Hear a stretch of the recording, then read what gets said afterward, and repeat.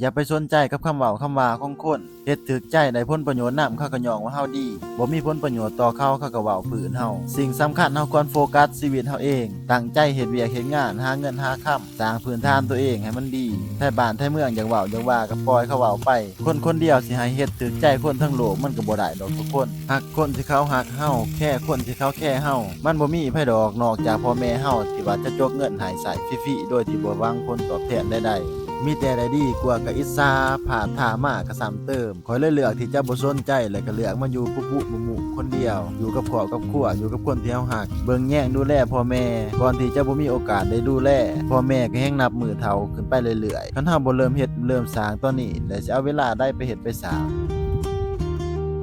มื้อนี้ก็พัฒนาขึ้นหลายกว่าเก่าเนาะจากที่ว่าเฮาใส่ท่อสายเดียวแต่ว่ามื้อนี้เฮาก็ใส่2ท่อเนาะคือตัวหนึงหันพอเราไปหดสายตัวนั้นส่วนเฮานี่หดแล้วตัวนี้กำลัง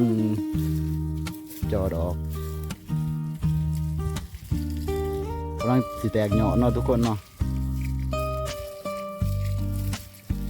ส่วนยามแรงพ่นน้ำบ่ได้ก็อยากใบอยากแห้งอยากเรื่องแน่